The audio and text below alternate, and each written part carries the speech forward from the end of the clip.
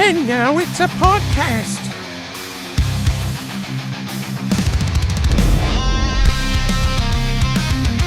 And now it's a podcast featuring your host, Stud Muffin Supreme. Hey guys, what's going on? This is Aaron, aka Stud Muffin Supreme, and welcome to And Now It's Your Podcast. Today I got a very special guest, as you can see on the screen. It's my brother Kyle, who's from the Rated R Wrestling podcast that we do. He's also very famous on social media for doing his Dr. Now impression on my Instagram. Hello, it's Hello, me, Dr. Now. How are y'all doing? I'm doing good. How about yourself? I'm doing fantastic. Yeah, you are the official first guest on this podcast. Yep, the very first. Oh yeah, we got some interesting things we're going to talk about today. And I'm very more colorful than the main host here, so be warned. Be warned. So we're going to be talking about two things today. We're going to be talking about Scream 7. That just came out a little bit ago. Yeah, we will definitely be talking about that. And we're going to also be talking about Rocky 5. We will also be talking about that. Yeah. So we'll start with Scream. I've done videos on my TikTok and on YouTube about my opinion on Scream 7. I kind of went over it a little bit. To make a long story short, I liked it until the very end. What about you? I was kind of digging it. You know, it had some good kills in it, and I was trying to, it was okay. I mean, it wasn't one of the best in the series, but I was like, okay, maybe this one's going to be halfway decent until the end. Till the end. Oh, I mean, my gosh. It was kind of falling off the cliff towards the end, but I was like, okay, maybe this reveal will kind of pick it back up. No, not at all. Not in a chance in hell. It did not. So what was your opinion, like, in the earlier rumors, like, of Matt Lillard's involvement? What was your initial thoughts about all that before the movie even came out? Because he's been teased for many movies. So they've been teasing his return since, like, 3. Well, he's supposed to be in 3, right? He was supposed to be in 3, and then Columbine happened, and then they cut his story out where he was going to be the leader of the cult of goat faces? Goat face. Holy shit! What the meh? No, he was going to be the leader of the cult of ghost faces from prison or something, and then Columbine happened. Which they kind of... they've alluded to it, you know. Well, they kind of worked with that idea a little bit in the movie with the guys at the insane asylum kind of like being his friend. Yeah, so they're kind of trying to bring it back, but they've been teasing his return, and then when the new trilogy came out, the newer movies, they've definitely been teasing it. Well, they brought back, Skeet? They did as a ghost, which was weird. Billy, right? Yeah, he's Billy. He's like a ghost or something, yeah, which was interesting. So one would have assumed that Matt Lillard would be not too far behind. Right, and then when they announced that him and among other people from the past were coming back, I immediately said, 2 things are going to happen. 1, they'll be in a flashback scene. 2, AI. Yeah, that's what I thought too. Especially when they teased his voice in the trailer. Yeah, I was like, oh, this is going to be like, they're going to do the thing like they did in 3 with the voice changer, but now with AI, they're definitely going to hammer it home now. And we were right. And I pretty much called it. I pretty much hit the nail on the head. Sorry, spoiler alert, if anybody hasn't seen it. I know it's been about a month or so since that movie came out. It's coming out on digital here soon. It'll be coming out in the home video. And what's crazy is Kevin Williamson was back at the helm of this movie. Yeah, but I felt like he was just there to hold the camera. He wasn't really writing. I mean, he had an original ending plan, but the studio said nope. Well, see, I thought they they showed Matt Lillard straight out of the gate in that movie. Yeah, right out of the gate, 15 minutes in? And I'm like, holy crap. Well, I was like, well, they knew that the fans knew, so maybe they're just going to be like, fuck it, we'll just go with it. Right, that's what I was thinking. I'm like, are they actually going to go for it? And then the other videos came along and said, those looked fake. Well, especially at the end when you see David Arquette and Roseanne's sister. Well, it's still debated, that first video call he did. Some people are speculating that actually was Stu. Because if you noticed in the other videos, he's not all scarred up or anything like that. No, and right. And they look completely fake. See, what I would have liked to have happened is that at the end when everything was over with, maybe one of the cops came back and said, hey, we brought the analysis back for that AI video. It wasn't fake. It was real. And then we found out Stu was not buried in the cemetery or whatever they tried to say. He was buried or something. Because they were trying to hammer that point home that he was buried in or something. Then they did that thing with the John Doe where it's like, John Doe escaped. He was from the hills, the Woodsboro. Right. Incident. So I'm like, oh, he's got amnesia. There you go. That's interesting. Yeah, I thought they were like, okay, this is interesting, and then no, they did not do that.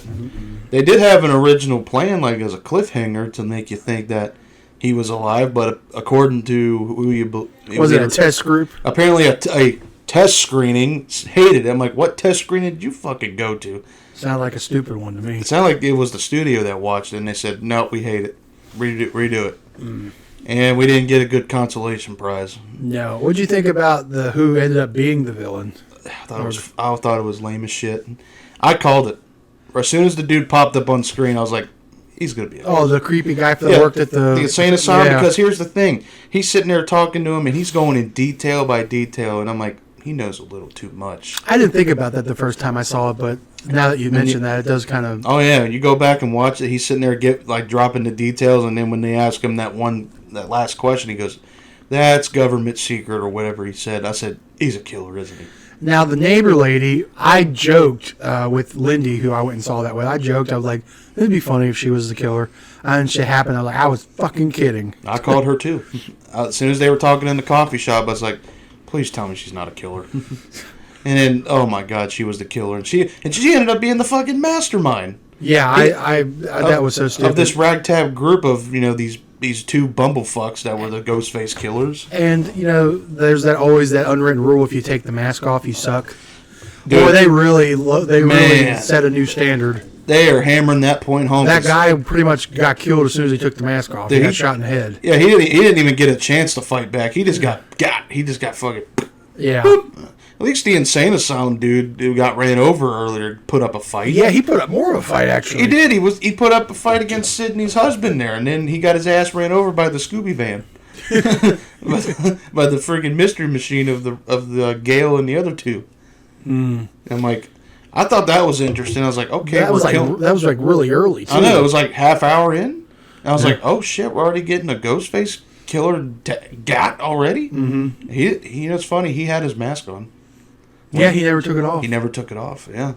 So I'm like, are we just breaking the rules now? Like, well, not necessarily. I don't think, because Ghostface have been attacked before with the mask on. True, but this guy straight up got fucking killed, dude. But he never. I don't think he did anything stupid up to that point. No, he just got caught with a freaking car in the road or something. I guess you could probably just say, well, it's a legacy character in Gale. She had plot armor to be able to do that. Of course, and then the other two, they definitely got plot armor. Oh my! Chad, Mr. Swiss Cheese, as I called him from the last movie. I was disappointed that he didn't get stabbed a million times. Dude, he got stabbed 25 times at least in the last one. And this motherfucker's still alive. Well, not to mention the Scream 5, how many times he got stabbed. Dude, he got stabbed so many times. This dude's like Swiss cheese at this point. Mm-hmm. And he's still alive. But Dewey, he gets stabbed less and he's dead. Well, in fairness, he got gutted. Well, yeah, but fuck, they could have pulled a rabbit out of their ass and said, oh, he's alive. He's the killer. He's the killer. Nope. Fuck, people are speculating Gale might be a killer.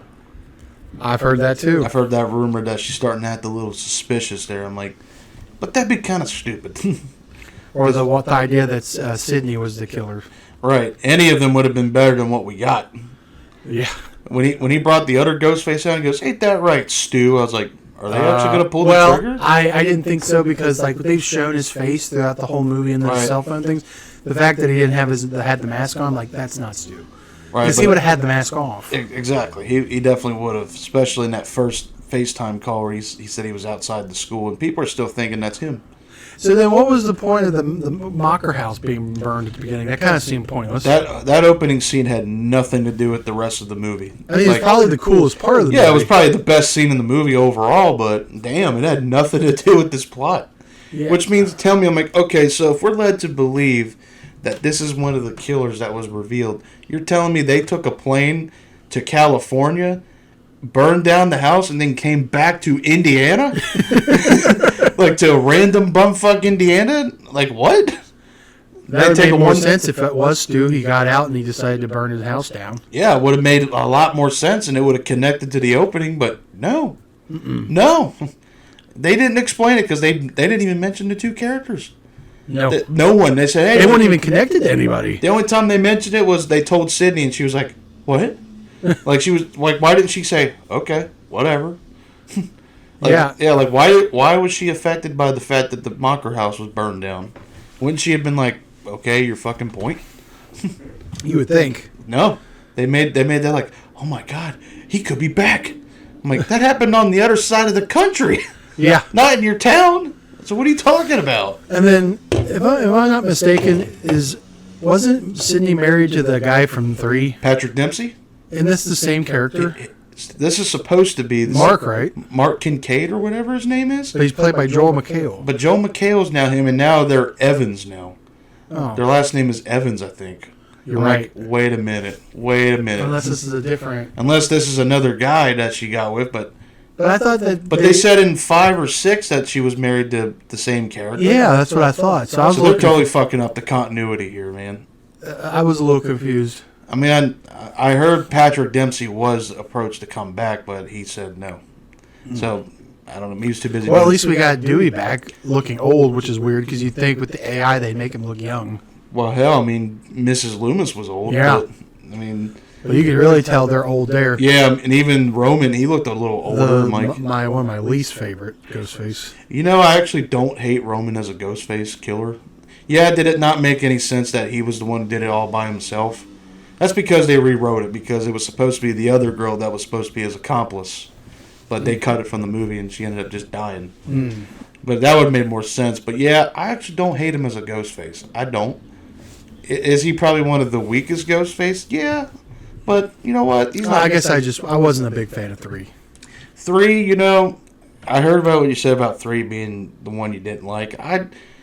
Yeah, they did. I think we have to blame on the fact that they had to rewrite it because that's Columbine. That's and fair. They were pressured by the studio to tone it down because of, you know, at the time and when this was '99 when it was filmed. So they had to turn chicken shit into chicken salad. They basically had to. That's fair. Which they did okay. You know, it's definitely probably one of the weaker films, but it's still not a bad movie. It's not bad. I think it's kind of entertaining. Right. Yeah. Like I said, it wasn't my favorite. It's probably my least favorite. I like 4 way better. Oh, 4 was probably my either second or third favorite. I think it's the second best one, to be honest with you.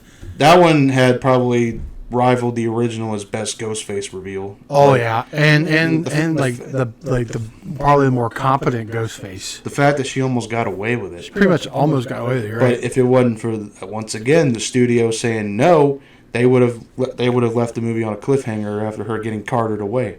They would have left that as they didn't have the balls to do that. Nope, they didn't have the nuts to do it. So they said, "Nope, we're just gonna kill her," and she was a fucking idiot. That's why I kind of have to take a point off her because she was an idiot at the end. Oh, she gave herself away. When Dewey said, "Yeah, Sydney's alive," and then she got up out of the bed and wanted to finish her off, I said, "Couldn't you just stayed in the bed? Yeah, you would have gotten away with it." Well, not really. Cindy would have woke up and eventually told on her. Yeah, but they didn't have the balls to follow it up with that. No, what she should have done was went for the head. Maybe she should have shot her in the fucking head or something.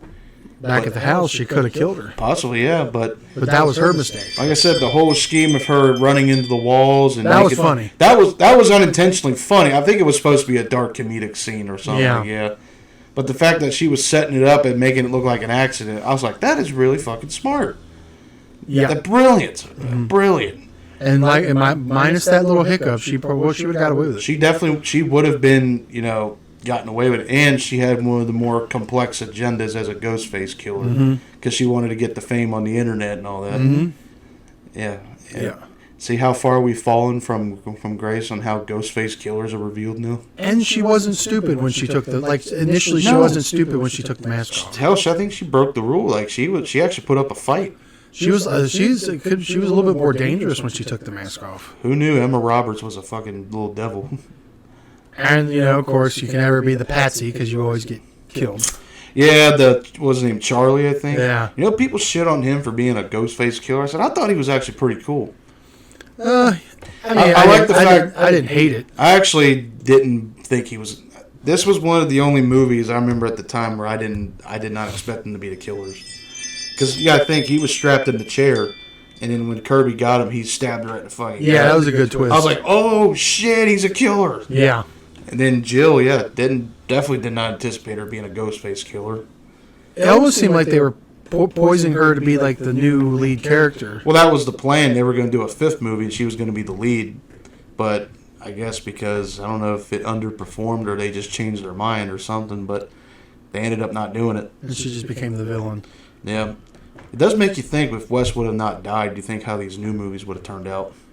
That's a good question. Yeah, like, I don't think Wes would have let this shit reveal at 7, or hell, even 6. 6 didn't even have a good reveal anyway.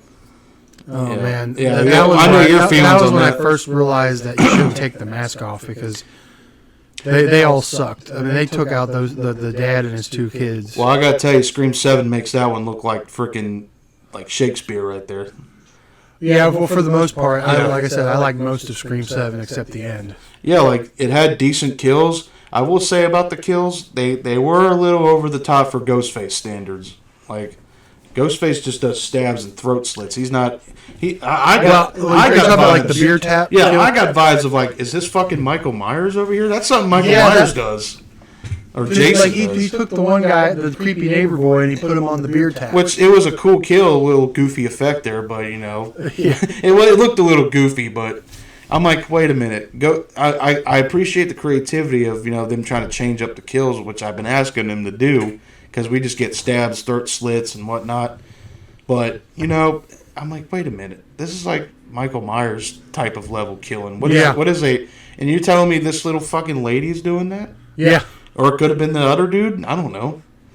You telling me they had enough strength to put him on a beer tap? Yeah.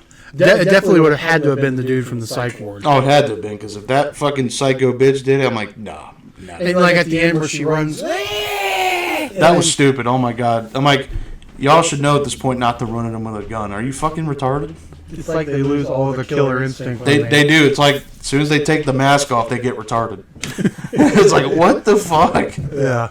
But I did like the first kill of the movie where. Well, after the opening. Well, when the girl falls? Yeah, when she was doing that little Peter Pan thing, and he stood there with his knife and... Oh, yeah. That was kind of cool. That was kind of cool, A little over the top, but you know what? It was cool. At least they're trying. Some of them, like I said, a lot of those kills were pretty creative. Yeah, I will say the kills were a little creative, yeah. Mm-hmm. But, didn't make up for this movie. Ugh. Yeah, the ending is... Like the ending really was a wet fart. It really was. Yeah. But, I mean, I like the new lead, Tatum, her daughter. Yeah, I think she's capable of being a lead. It's a good passing of the torch, but I don't know how. They're making 8, right? Yeah, they're going into production as we speak. So I'm like, well, how the fuck are they going to follow this up? I think it's too late to do the Stu thing now. I think they had the opportunity to do it, and they didn't do it. You know what I keep saying? Shit or get off the pot. Like, if you're going to do it, just fucking do it. Give us what we give. And I'm so mad at myself because I'm like, before 7 came out, I was like, I want a Ghostface that's not related to Sydney. I want a Ghostface that just does it out of just for some just random because. And I get that, and it's disappointing. Yeah, we get that. This is what we get. So, it's almost like what was her motivation? She was friends with her, and then she's like, she wanted to recreate the issue, but with her daughter. That was a very shitty explanation. I'm like, it's like, okay, you gotta give me what I want, but it's stupid. And also, too, when she was giving her little villain monologue, did you ever think Sydney that would have been funny if Sydney, after she did her little monologue, would have said, "What the fuck are you talking about?" Or like how Captain Spaulding says, he goes, "What the fuck is that supposed to mean?" But no, Sydney just goes, "Oh no!" Like. I'm like, dude, you're 7 movies in. You should know at this point this don't make any sense. Because the way her dialogue was written, it made no sense whatsoever. Like, I had no idea. I was looking at my wife, and I was like, what the fuck did she just say? I was like, we need subtitles for this. I have no idea what she's talking about. The motivations were a little whack. Or she could have said, you talk too much. Yeah. Just pulled out a gun or something. Yeah. Like, goddamn, dude. And enough with the... I've got you where I want you. Now I have to give a villain speech. I know. I hate that. Why can't they just go for the kill? Like, yeah, I want a Ghostface that's more meaner and all that. But like, could you imagine Ghostface doing that to every person they kill? Dude, imagine giving him a monologue like the fucking girl's hanging up there and the Peter Pan. She goes, "Oh, I see you're flying up in the air." Well, as you're hanging there from your entrails, let me tell you what led me to this point. I found you in this. I'm like, just fucking kill her. The Ghostface has no problem doing that with everybody else, but no, when we get to the final person, it's like we have to become a thespian now and explain everything we did. Do any of these Ghostface ever think, what if your plan has a snafu in it? What are you going to do? Yeah, there's you can't have any loose ends. You got to snip it all in the What butt. if you fuck up or something, and then what? Now what are you going to do? I honestly think they should probably go down that route to kind of change it up a bit. Do a Ghostface that's, I even said, one that's never revealed. One that gets away, like, in the shadows. You don't even know who it is. Yeah, I think they should. That would be scarier because it's like there's no motivation, there's no identity, so it's like... Well, hell, you could end a Scream movie with another killing happening, it's another Ghostface, and he gets away. Yeah. And then they're like, oh, fuck, who's... That's what they... You know what? That would have been a better ending. If all of a sudden everything's over, and all of a sudden they're like, we just got another murder. And then you thought it was over, but it wasn't. And then you see the Ghostface walking away or driving away or whatever, and that's a big cliffhanger. It's like, oh fuck, who is that? See, stuff like that. But no, we get the same old shit. I get it. We're 7 movies in. We've done everything we can do. I'm like, they need to quit making these movies. They need to just end it. And if they do, just do something different, change it up a little bit. And if you want to raise the stakes, why not take out another legacy character? Like, yeah, they did Dewey, but since then, Gale... Well, I thought Gale was going to get it in 6. I know. I was like, oh, shit, they're raising the bar, and they're going to take her out now. I'm like, nope. Nope. Courtney Cox must have a clause in her contract or something. That's what I was thinking. Ain't she a fucking producer on these movies, I think? Her and Nev are both producers. So I'm like, do they got a clause or something? I didn't even think about that. I'm sure Nev wouldn't mind taking a hit, but it's like they're afraid to kill them off. They're afraid. I'm like, they're legacy characters. Right. Fuck, I Know What You Did Last Summer had no problem fucking up their legacy characters. Here's my next here. I wanted to bring this up before I forgot. What was the more stupid ending? Scream 7 or the last I Know What You Did Last Summer? I want to say it was I Know What You Did Last Summer. I hate both endings. They're both god-awful, but I would have to give... Because I actually just watched that clip the other night, and they revealed it's Freddie Prinze Jr. as the killer. Ray, yeah. I'm like, this made no fucking sense whatsoever. No. And then he gave his little villain monologue, too, and he was basically... His explanation was everyone's forgotten about what happened to him back in 97, and he wanted to keep it alive. I said, you were a victim. Yeah. Why would you want to keep that alive, you idiot? And God, it was lame as shit.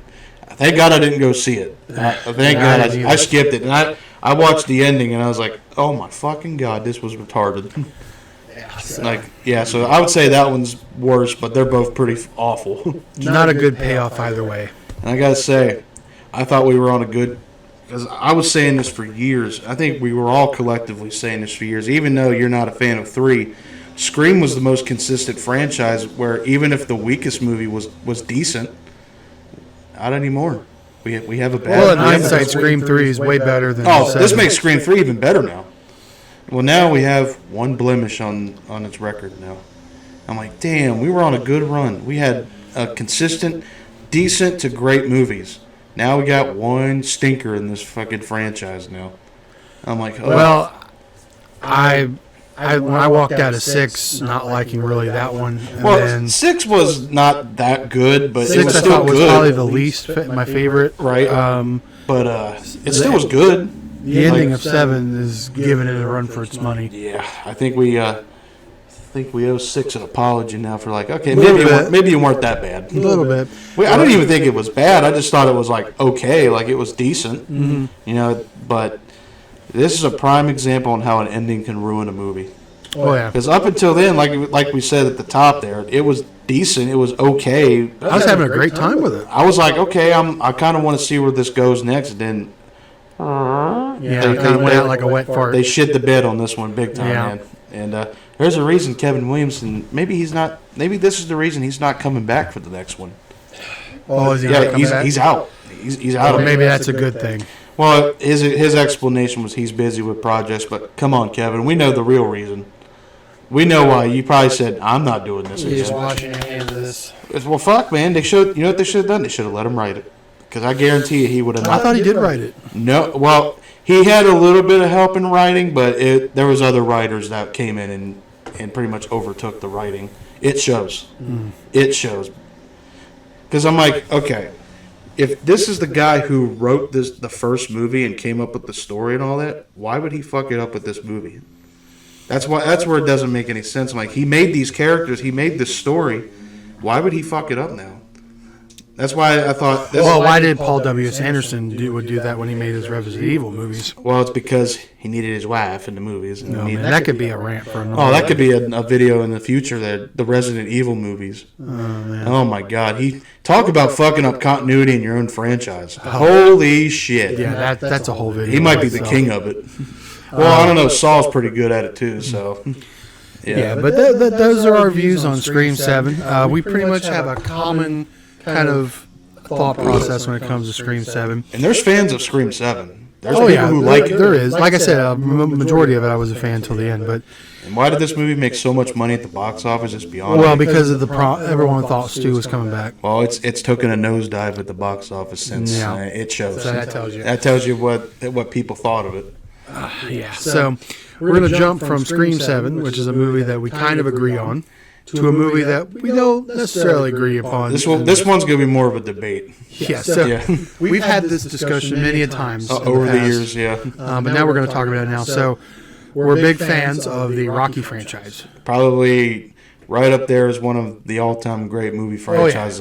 This might be my favorite, maybe my top favorite. It's like a whole franchise. It's pretty consistently good. It is, except for one.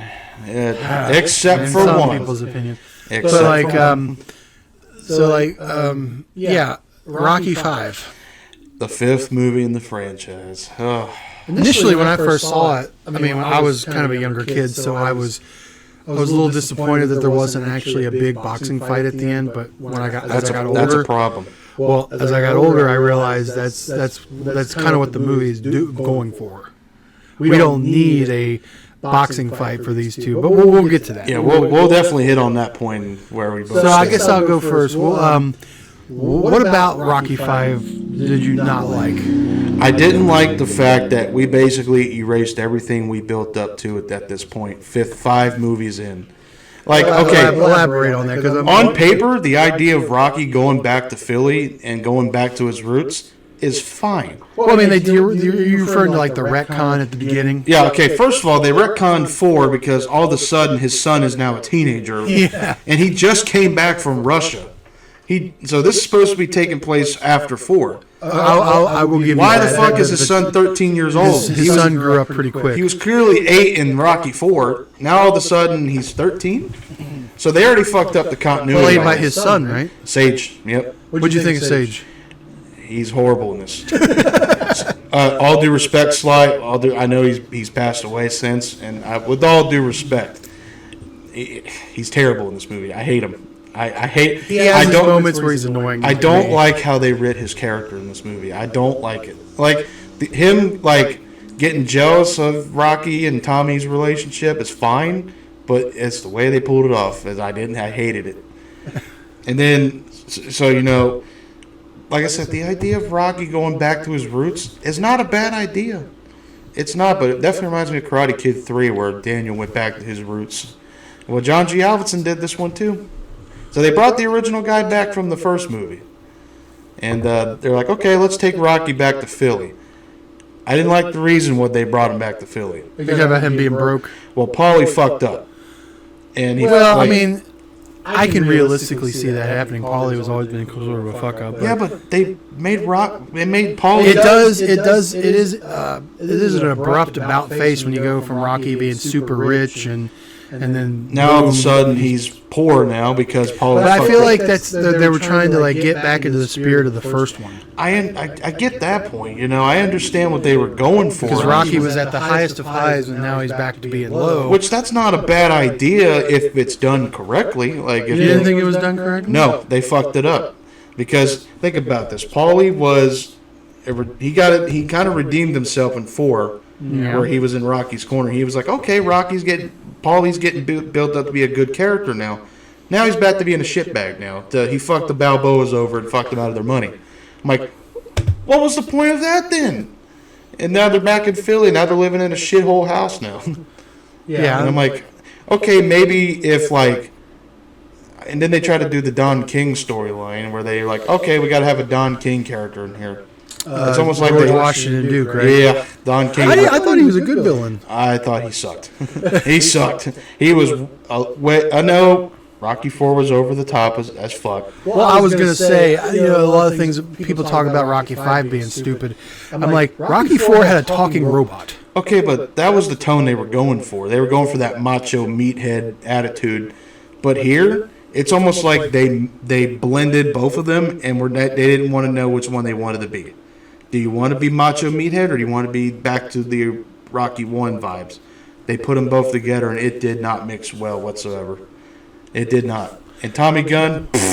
Oh, here we go. Oh, God. Tommy Morrison was a great boxer. He was a great fighter, but he's a terrible actor. Yeah, he wasn't like a great actor or anything, but I liked the relationship with Tommy and Rocky. I thought it made it more tragic when Rocky was doing all of his best to make Tommy look good, and then all of a sudden he turns heel out of nowhere. Well, you got to remember they made the character. They explained that he grew up in a rough house, and he's an amateur boxer. It's the money corrupted him. It shows you that money's bad, and it shows you how much of a dickhead George Duke was to turn Tommy against Rocky. Could it have been stretched out a little longer? Probably. I can see that. It just dropped out of the drop of a hat all of a sudden, like 10 minutes later. He's a heel. That could have been Tommy's like real nature. He could have been a douchebag the whole time. You don't know, like his talking about his sympathetic backstory. He could have been over embellishing it a little bit. But by God, he was the most uninterested antagonist in the series. My God, he was uninterested. In the grand scheme of things, when you compare him to Apollo, Clubber, and Drago, yeah, he's definitely on the Think bottom. about it. We went from Rocky fighting this superhuman like monster dude. Which, how's Rocky walking? I mean, they did the whole brain damage. Well, first of all, yeah, let's talk about the brain damage angle. Oh my God! All of a sudden now he's talking like. Well, you have to understand too.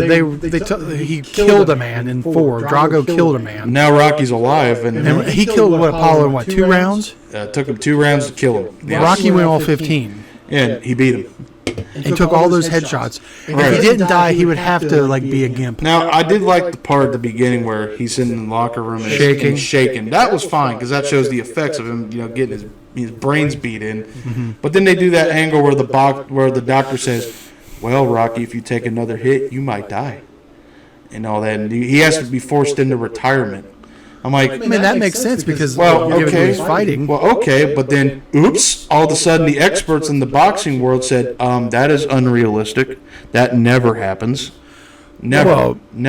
I mean, that also explains why we didn't need to have an actual fight because he physically couldn't do a. Well, they had that shitbag Union Kane come out. And, oh my God, he was terrible in this movie too. Yeah, he was pretty. Hey, Rocky, I'm gonna beat you, fool. I'm gonna beat you, fool. I mean, they needed a new guy in there. I'm glad they didn't focus on him too much because he was just kind of a means to an end. He was the guy that held the belt for Tommy to take. Like, I felt like there was too much shit going on in this movie. Like, they were trying to throw shit at the wall and make it stick. I think that's another issue. They're just throwing all these angles and shit. We're not at one consistent big angle in this movie. Yeah, we kind of were. The previous movies, we had one angle that we were focusing on. There was the one angle. It was Tommy becoming a successful boxer. And then you got Rocky, George Duke coming in, Well, I was saying that's the story. Rocky takes Tommy under his wing and then gets him to a level, but then Duke corrupts him, and then there's a conflict where they split off, and now Rocky's trying to redeem himself, but then he moves on, and then the ego and the fame gets to Tommy's head, and then that's eventually going to lead to a clash, and I'm glad we got it in the streets rather than the ring because I figured this was more of a personal fight. Yeah, this needed to be. This could have been out in the street. Here's the thing: the street fight itself was fun to watch, and by the way, it was choreographed by Terry Funk. Yeah. Fun fact: Terry Funk choreographed that fight scene. Pro wrestler, if you guys didn't know. R.I.P. the Funker. Yeah. Hell yeah. Fun street fight, but in the grand scheme, it made no sense to happen because here's the thing: because Rocky beats the shit out of Tommy Gunn, he beats his ass, but. Does Rocky even win at the end? No, because he's still in the damn streets. He's still in the freaking slums. If they would have gotten the ring, he wins morally. Morally, yeah, he wins bragging rights. But here's the thing: this could have been a good redemption for Rocky to come back in the ring and win, and gets the money back, and then he comes back out of the slums and all that. And so he redeems himself at the end of the movie. If you look at Rocky Balboa, I think he turned out all right. because that could have raised the stakes at the end where Rocky needed to win. He needs to beat Tommy Gunn to either shut his ass up, one, and two, get his redemption back from getting fucked over at the beginning of the movie. What he knocks out Tommy Gunn in the streets, what does he get? Oh, I just beat the shit out of him, and then he punches George Duke. He gets his pride back. And yeah, he gets his son back. I'm like, yeah, but that doesn't make any sense. Now he's still stuck in the streets. Now they did eventually fix it in Rocky Balboa, where I thought that made more sense. Where he opened a restaurant. Yeah, like, okay, they had to work what they had to work with because of Rocky 5. So they're like, okay, he opened up a restaurant in Philly and he's doing okay for himself. Mm-hmm. Well, that's because Rocky 5 exists, But I will say 5 does do some good things. I like the Mickey's gym scene where he's walking in and he sees the Mickey. Got Burgess Meredith. Yeah, I like that part, and he does the "get up, you son of a bitch." Yeah, because Mickey loves you, and he gives him the cufflink of Rocky Marciano. Mm-hmm. I like that part. Measure of a Man was a great. Measure of a Man's good. It's good. There is some decent scenes throughout, but I know your favorite scene from that. Come on, dance to the move. That ruined the fucking fight. Like when they kept cutting him, he goes, "He took my rube." And then you go to George Duke going, "You're losing your finish! You're losing it, Tommy!" I hate that. I'm like, why are we having this in the scene? I did like the line, "Sue me for, touch me and I'll sue." And then he uppercuts him. He goes, "Sue me for what?" I did like in the bar where he punches Paulie and Rocky goes, "You try knocking him down. Why don't you try knocking me down?" In the ring, Tommy Gunn only fights in the ring. My ring's outside. I think as much as the badass line, it would have really hit if he said, "In the ring, Tommy Gunn only fights in the ring." He goes, "I'll see you there." I don't know. I think my ring's outside was a much. And then we could have got the classic Rocky training montage, and then we would have got the fight scene. Like, there's no classic Rocky training montage in this movie. No. I mean, yeah, we got Tommy's, but it had that shitty song. Go for it. I hate all the hip hop songs in this movie. I hate it. Well, it was the 90s. I understand it was 1990. It was, they had to fit with the times, but this did not fit with there's no Rocky song in this movie. No, it's different. There's no Rocky theme. Look, I'm not saying it's the best Rocky movie. I'm just saying I think it gets shit on more so than it needs to be. I get people's defenses of this movie. I mean, it could have been worse. Rocky could have died like they originally had it planned. Yeah. Where Tommy was going to beat the shit out of him so bad he was going to die in the ambulance. That would have definitely made me hate this movie even more. I don't know if I would have liked that ending. But yeah, well, and I did like where he gets punched in the ground and he's got all those flashbacks in his head, and Mickey's like, "You're the champ, get up one more round. Mickey loves you. Fight this guy hard." I did like that, and he goes, "I didn't hear no bell." I like that part, and then, like I said, the fight scene itself was not bad. It's just you didn't care for it being the final fight. When you compare it to the other final fights of the series, I'm like, this one just sticks out like a sore thumb, and not in a good way. Well, I don't know. To me, I like it because it's a little different, because it gives us something new. I appreciated it. And also, too, the fact is Rocky was never established as a street fighter at this point. So why is he fighting in the streets? Well, how is he not established as a street fighter? Like, yeah, he boxed in clubs. And well, you'd have to remember, too, what was his job before he became a boxer? He was a loan shark, but he didn't beat the shit out of people. It was never established. Well, he gave mercy to that one guy in the first one, but he had to have fought on the streets. That's how he became a loan shark. Yeah, but Gazzo just told him to break his thumb and all that. But he was like an enforcer or whatnot, but he never was established as a street fighter. Well, they never said he wasn't either. Right, so why is he all of a sudden fighting in the streets now all of a sudden? Well, I mean, it's a fight between two dudes that got to settle a beef. Well, settle it in the ring. I know it's people saying, well, we've seen it's in the ring at this point 5 movies in. I'm like, you know what? Sometimes if it ain't broke, don't fix it. I'll agree. It would have been cool to see that in the ring, but I think based on how the story was going, it wasn't needed. I don't think. And also, too, if you want to make Tommy Gunn redeemable, he beats him at the end, and then he picks him up and shakes his hand, and Rocky passes the torch to Tommy Gunn. Yeah. And then Rocky could have rode off into the sunset and had his money and all that. Yeah, probably. That probably would have been a better ending. Or at least Tommy going back and punching Duke. Yeah, like Tommy could have turned around and said, fuck you, and punched him out. And then they could have ended the movie where instead of, him and his son, how about all 3 of them run the Rocky steps? And then that actually would have been a pretty good ending. They could have kept the part where he goes, I've ran up these steps for so many years, I never knew it was in those buildings over there. Mm-hmm. That could have been a good ending. Then end it with Measure of a Man, and then the montage at the credits. I mean, that would have been a good ending. I like that. That would have been a cool ending. That would have kind of... Because in real life, I've seen people, two dudes having beef, they throw hands, and then they respect each other afterwards. Right. Because, Rocky barely did that at this point. He did it to Apollo in 2, but, when you come off beating the shit out of two guys like Clubber Lang and Drago, now Rocky's showing a little, picking him up and say, hey, you did good. Yeah. I get what you're saying. Would have still been maybe the weakest Rocky movie at this point, but it would have been good. Would have been still a really good Rocky movie. But after all the decisions that they did, I did not like it.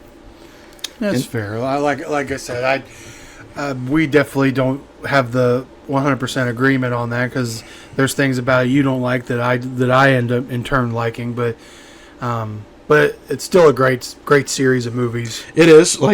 The rest of the movies are great. They're great movies, Before we go, while we're talking about it, your favorite Rocky movie? My favorite Rocky movie? The best one's the first one, definitively. But my personal favorite is Rocky 3. I love Rocky 3. Because I like that it doesn't let off the brakes. It's all gas, no brakes. Yeah. It's a powder keg. Yeah, it's over the top as shit. But I love Rocky 3. I love Rocky's redemption in that one as well, because he has to get that Eye of the Tiger back. And Apollo has to bring him back, and Adrian eventually gets him out of the slump. And they actually raise the stakes a bit because Mickey dies. Yes. And Rocky's in a slump, and Adrian's the one that brings him back, and Rocky gets that fire. I like the fact, too, that this is the only fight that doesn't go all round? It ends quick, don't it? It ends in 3 rounds, and they show the whole fight. They don't do a montage. And I like the fact that Rocky straight up gets his ass whooped at the beginning, and then he has to come back and kick his ass at the end. It makes you want to be just want to get him to beat the shit out of that guy. And Clubber's an antagonist. He was a great villain, too. He was. This movie definitely dates itself in 82, because it is 80s as fuck. Yeah. Oh my god, it's 80s as shit. Yes. But it's great, though, and it's got a great soundtrack, and it's banger after... It's a banger movie, man. I love it. Definitely my personal favorite, but I'm not going to discount the first one as being the best, because it's obviously one of the greatest movies of all time. But, 2 don't get talked about enough. I really like 2. 2 is underrated. A lot of people don't talk about 2 that in high regards. I think it's the closest we get as feeling as close as the first movies we get. Oh, for sure. Because, the rest of the movies, they got their own identity. Then it starts getting a little over the top. I know people, some people don't like 4 because it's over the top and shit, but I love it. Oh, I love 4. 4 is great. 4 has the best montages, I think. Dude, half the movie's montages. Oh, I know. No Easy Way Out's like my favorite moment for that whole. Oh, he's driving in the car and you got the flashbacks. Or Hearts on Fire. That's so great. That training scene, yeah. Rocky gets chiseled out of stone. Pretty much. He gets his big beard. Big beard. He should have kept that beard. That'd been cool. That would have been cool if he showed up to the fight in a beard. Then we get the cheesy speech at the end. Where Rocky stops the Cold War. Rocky single-handedly ends the Cold War. If I could change, you could change. Everybody can change. Yeah, that was a little goofy, but it's fun. It was the tone of the movie. I really one of my other favorite moments is it's just chilling, because you look back on the first Rocky where he's just a bum off the streets, and then you go flash forward where he's in the ring and they're playing the Soviet national anthem and he's just staring at everything. Yeah, it's like I don't know. I always thought that was a cold moment. Yeah, we're man, that entrance of Drago where he walks out, and he's like a fucking monster. What a menace, dude! Drago is the most intimidating villain. But that's a great moment, and then. Yeah, the whole Soviet crowd basically going pro-Rocky at the end was kind of a little interesting. They should have done a split like Rocky, Drago, as a show of respect for both men, but... No, they completely flipped the script on there, which I don't know how realistic that would have been. Well, how realistic is it that it's an American fighting in the Soviet Union in 85? That's not terribly unrealistic. The Soviets and Americans competed with each other in the Olympics during that time. This was during the height of the Cold War. Even during the Olympics, it was still during the height of the Cold War. Yeah, it's a little far-fetched, but... if they could, they would have... It was realistic to think they could have arranged that for it to happen. He would come over there. Because remember, they said they wanted the fight in Moscow. So if he didn't want to agree to those terms, the fight wouldn't have happened. Right, yeah. That's why they had the Soviet security guard on him the whole time. That's true. Do you like that? You ever seen the director's cut of that? I have not. Rocky versus Drago? No. That's where they kind of toned down the over-the-topness just a tad bit. Is that where they cut out the robot? The robot's gone. Thank God. Yep. Happy birthday, Polly. Oh, you didn't like the robot? No, not for a Rocky movie. I didn't. And like, what? Did you ever picture that Paulie's fucking the robot? Oh my God! Oh, Yeah, that but now it's in my head. that had some good scenes. They actually added some good scenes. Like Drago actually gets a few more lines at the press conference with Apollo, and Rocky's emotional speech at Apollo's funeral. They did take out the over-the-top punching sound effects at the fight, which I'm like, I wish they would have kept that in. I mean, that's a movie. It's an action movie. I get Stallone was trying to, dial it back a bit because that was the point. Add more realism. Add more realism a little bit, but it's a good cut. I like it. It's a good alternate way to see Rocky IV. It's a great director's cut. Yeah. I'd recommend it. It's really good. Yeah. They do add some good stuff. Did you like Rocky Balboa? It was okay. It wasn't my favorite. It has the greatest motivational speech. Yeah, of all I'll give time it that. It's I remember that movie more for its moments and about speeches how than hard its you fight. hit. It's about how hard you could get hit and keep moving forward. Yeah, Mason Dixon was a very forgettable villain. Yeah, Antonio Tarver was not a good actor, and he was terrible. Like that part where he goes, "It ain't over till it's over." Was that from the 70s? Oh, I think it's from the 80s. It's more like the 80s. Oh no, he said It's from the 80s. It was more like the 70s. It was more like the 70s. But it was a good fight. I like that it was staged like an actual boxing pay-per-view match. Yeah, they added some real world presentation. Michael to it. Buffer's in it. Yeah, yeah, and they actually added some. Which makes sense. It was more in the modern. They're going to give a little more modern. Yeah, spin. they actually filmed it in front of a live crowd at a boxing show. Yeah. Which apparently Stallone got the biggest pop of the night. Oh, I'm sure. When he came out as Rocky, the whole crowd just blew up. Yeah. I like that. That movie was more of a full circle moment because Rocky doesn't win. He loses, but it wasn't about winning. It was about just going the distance. Proving that he could just do like it. the first movie. And he walks out, he gives the big wave. Like, I think he doesn't even wait around for the decision, right? No, just he gets out of leaves. the ring and leaves. I'm glad they cut the alternate ending where he won. I'm glad they cut that out. I don't think that would have made any sense. No, realistically, no, he shouldn't have won. Yeah, him walking out and the crowds chant Rocky, he's waving goodbye. It's the thought and the message of the Right. ending that's better. And then him and Adrian's grave saying, "Yo, Adrian, we did it." Mm-hmm. And then, honestly, that would have been a good way to cap off the series.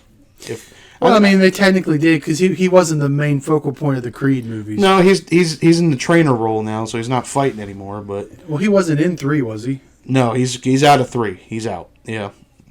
That's interesting. I get the decision was probably to make Michael B. Jordan go Well, off I think on it his was own. like a dispute with like the producer. Of the I think so, yeah. But it made it gave Michael B. Jordan a chance to stretch his legs and do it on his own. and it all gave that. life to the Rocky franchise. Yeah, it did. It carried it on. Like at the time when Creed was announced, people were like skeptical about it. They're like, "Wait a minute, why are we doing this?" It turned out good. They were actually pretty good movies. Oh yeah, and the ending of Creed 2 is actually probably one of the best endings in the series. Rocky visits his grandson, and Adonis brings his granddaughter to Apollo's grave, and both men get their redemption. Good ending. Great ending. I think that would have been a perfect ending to the series. Yeah, But you got to do a third one. Which I don't even know if they're going to do any more. Who knows? it's a good question. But Who knows? But yeah, so we'll wrap it up here. Didn't want to take too long with these. Just talk about 2 movies that we like and or 2 movie series we like that we like to discuss. Yep. Certain installments of each franchise. But thanks for coming on. I hope you're on here. We'll have you on here again. I will be back. Yes. All right. So thanks, guys, for watching. Like, subscribe, and follow along. And also check out Rated R Wrestling Podcast because Yeah, come on over there. We're definitely more colorful over there. Holy shit. Oh, we yeah. are. So thanks for watching, guys. Like I said, like and subscribe, and I'll see you guys next time. Bye-bye. Bye. Hello.